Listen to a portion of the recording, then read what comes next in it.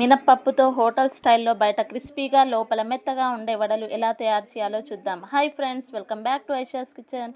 ముందుగా 2 కప్పుల పొట్టు మినపప్పును రాత్రంతా నీటిలో నానబెట్టుకొని ఉదయాన్నే నీటిని పూర్తిగా వంపేసుకొని మిక్సర్లో అవసరమైనంత నీళ్లు వేసి చాలా మెత్తగా గ్రైండ్ చేసుకోవాలి. ఇప్పుడు ఈ పిండిలో జీరా, 1 టేబుల్ స్పూన్ సాల్ట్, కట్ చేసిన మిరపకాయలు, అల్లం, కొత్తిమీర, కరివేపాకు వేసి కొద్దిగా సోడా వేసుకొని బాగా కలుపుకోవాలి.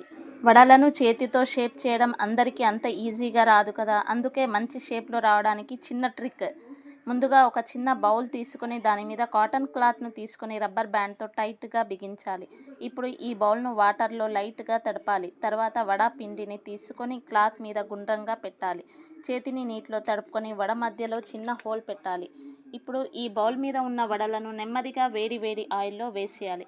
చాలా ఈజీగా ఊడొస్తాయి, ఈజీగా మంచి షేప్లో వచ్చేస్తాయి.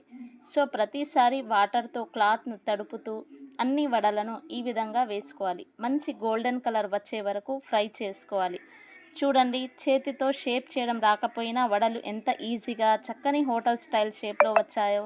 బయట క్రిస్పీగా లోపల మెత్తగా చాలా బాగా వస్తాయి.